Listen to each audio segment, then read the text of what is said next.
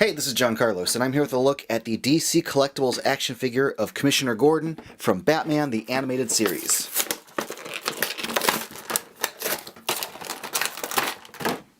DC Collectibles has done a great job of translating the animated series style into action figure form, and this figure is really consistent with the rest of the series. One of the things that I like about this that makes it a little bit different is so many of the male characters, like Batman and Two-Face, for example, have broad shoulders and they have little legs and little tiny ankles. But this character kind of stands out from the rest because he has, these big kind of cartoony, stylized, baggy pants. And I think these dimensions, separate it from the rest of the line in a really unique way. I think the design of his pants look good. I like the wrinkling and the overall shape of them, even though the articulation line really does become more noticeable in this kind of series. But like the design of his belt and belt buckle, his tie, the hang of his coat, like the overall shape of it, the way it kind of swoops in, the broad shoulders of it, the thick sleeves, it looks really good. And just like the details of his shirt sleeves sticking out, the cut of the coat in the back, really good work. Now it's made of like a rubbery kind of material, which is cool, and it still blends with the same texture scheme as the rest of this. So even though it's not plastic, they all still seem like they're part of the same design scheme. So that's great. Details up close, you can just see like the collar of his shirt and his tie. The paint between everything is really well done. No complaints between like his belt buckle, shirt, pants, and all that. He has strong articulation with swiveling ankles. He's got the knee joint. He's got the hinges that come forward and then side to side of the legs.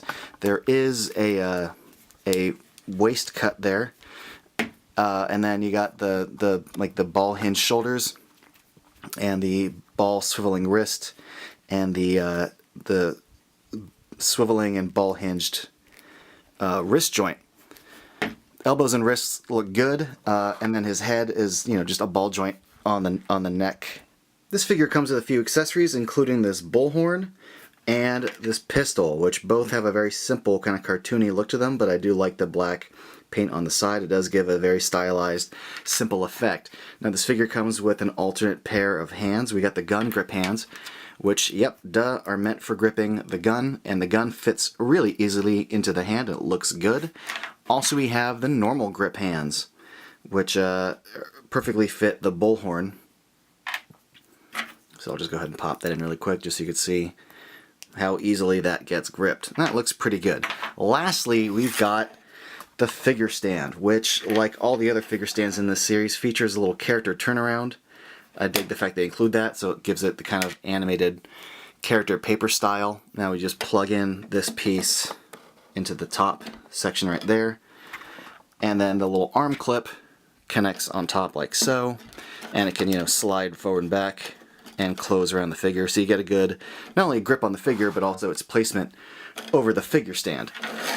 I'm just going to switch out the hands so you can see whether it's easy or hard or not to unplug them, but so far so good.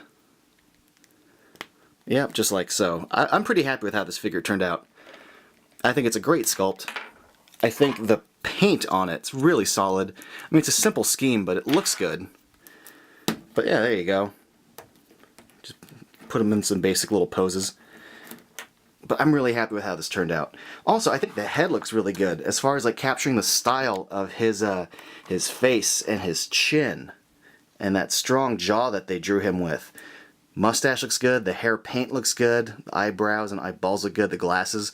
I like that they didn't include a lens, so you can still see his kind of black dotted eyeballs through the, through the glasses area. This looks pretty good. I'm gonna put the clamp on here just why not, but he stands really good and doesn't even need the figure stand, and the clamp doesn't even really close around much. But still, this figure looks really good. I'm really happy with it. As a fan of the animated series, I'm glad that they finally included Jim Gordon, because he's a great character on the show, and this figure is great. So thanks for watching, everybody, and follow me on Instagram and Facebook and all of that.